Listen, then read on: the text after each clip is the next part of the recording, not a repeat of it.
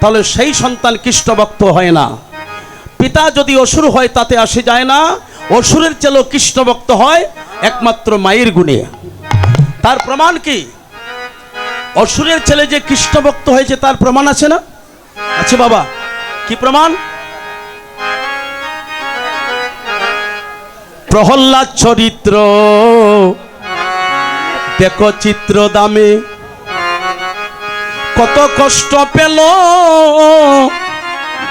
এই হরির নামে। তারে আগুনে পুরাইল, জলেতে ডুবাইল, তবু না ছাড়িল প্রহ্লাদ শ্রীনাম সাধনা। তারে আগুনে পুরাইল, জলেতে ডুবাইল, তবু না ছাড়িল প্রহ্লাদ শ্রীনাম সাধনা। তরবে না এ ধন জীবন যৌবন, তবে কেন মন তোর এত বাসনা।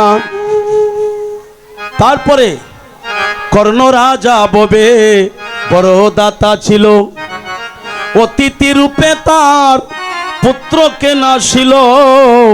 তবু কর্ণই অনুরাগী না হইল রে দুঃখী, অতিথির মন রাজা করে সান্ত্বনা। রবে না এ ধন তোমার জীবন যৌবন, তবে কেন মন তোর এত বাসনা। কর্ণ রাজা সবচেয়ে বড় দাতা ছিল। ভগবান বলছে তুমি সবচেয়ে বড় দাতা শুনেছি, তোমার পুত্রকে আমার কাছে দান করে দাও। কর্ণ রাজা ভগবানের ভক্তি লাভ করার জন্য নিজের সন্তানের শিরচ্ছেদ করে দিয়েছে। এমন মানুষ কে কোন আছে? আছে? আছে। তবে ভগবানকে না, রাস্তাঘাটে, আমি ইঙ্গিতে বললাম, রাস্তাঘাটে চোখের সামনে মানুষের শিরচ্ছেদ হচ্ছে। কেন হচ্ছে? মানুষ কমতেছে আর জনসংখ্যা বাড়তেছে। শুধু মানুষের মুখোশ পরে ঘুরে বেড়ায়, যাদের মধ্যে মনুষ্যত্ব নাই তারা মানুষের সামনে দিন দুপুরে মানুষকে হত্যা করে। যদি মানুষের সেই আত্মা গঠিত হইত, মনুষ্যত্ব থাকতো, তাহলে এমন কাজ হতো না। বাই সম্পদের কারণে বাইয়ের মাথায় বাড়ি দেয়। রামচন্দ্র ভগবান বললেন আমার পিতা আদেশ করেছে আমি 14 বৎসরের জন্য বনে যাব, কিন্তু আমার ছোট ভাইয়ের কোনো অপরাধ ছিল না, অপরাধ আমি করেছি, বা বাবার আদেশ আমি যাব, আমার ছোট ভাই যাবে না। তার তো কোনো দোষ নাই, তার আদেশ করে নাই পিতা। কিন্তু আমি যেদিন বনবাসী হব, যেদিন আমি বনে যাচ্ছি, সেদিন আমার ভাই আমার সঙ্গের সাথী হলো। বলছে দাদা আপনি যদি বনে থাকেন, আমি সিংহাসনে থাকি, আমি সুখ পাবো না। আর আমি যদি সিংহাসনে বসিয়া, রাজপ্রাসাদে বসিয়া বড় ভাইকে বনে দেই, তাহলে সামনে আগত কলির যুগ, সামনে আগত দাপর যুগ, আমি যদি বড় ভাইকে সম্মান করি না, দাদার সেবা করি না, তাহলে সেই কলির যুগে একই মায়ের ভান্ডে জন্ম নিয়া ভাই ভাইকে সম্মান দিবে না, বড় ভাইকে সম্মান দিবে না। এটা তো হচ্ছেই। ভগবান তো এই শিক্ষা আমাদেরকে দেয় নাই। আগে যাই রে শ্রীরামচন্দ্র,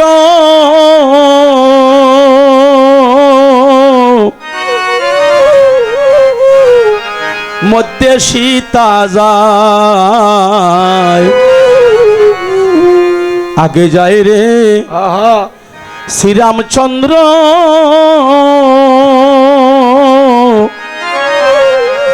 মধ্যে সীতা যায়।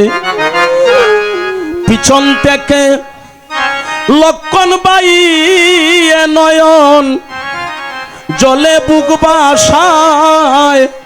যেদিন শ্রীরামচন্দ্র বনবাসে যা, ওরে পিছন থেকে লক্ষণ বাই নয়ন জলে বুক বাসায়। যেদিন শ্রীরামচন্দ্র বনবাসে যায়। এটা জগতের শিক্ষার জন্য করেছে। পিছন থেকে লক্ষণ বাই ঝলে বুক বাসায় যেদিন শ্রীরামচন্দ্র বনবাসে যায়, ক্রন্দনেরই রুল পড়িল স্বর্ণপুরী অযোধ্যায় যেদিন শ্রীরামচন্দ্র বনবাসে যায়। সেদিন পিছন থেকে ডাক দিয়ে বলেছিলেন লক্ষ্মণ প্রভু, ও দাদা তুমি বনে যাবে আমারে সঙ্গ ছাড়া, ও ভাই করিস না রে আমায় সঙ্গ ছাড়া, করিস না রে আমারে সঙ্গ ছাড়া, ও ভাই করিস না রে। ওই আমায় সঙ্গ ছাড়া করিস না রে। আমি ভাই বলিয়া, আমি ভাই বলিয়া কারে কারে ডাকব রে। আমায় সঙ্গ ছাড়া সবাই করিস না রে। ভাই বলিয়া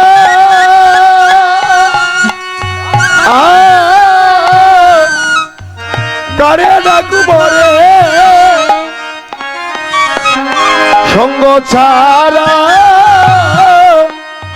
করিস না রে। হাই রে আমি ভাই বলিয়া, আমি ভাই বলিয়া কারে কারে ডাকব রে। আমায় সঙ্গ ছাড়া করিস না রে। ভাই বলিয়া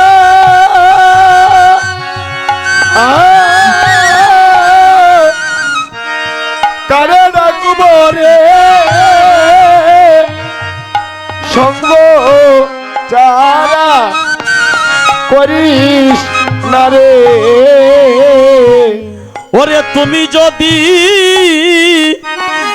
যদি অগুণের গুণের ভাই রে, ও ভাই রে, ও ভাই আমায় আমায় যাও সারিয়া। হায় রে ওরে তুমি যদি অগুণের গুণের বাইরে ও ভাই রে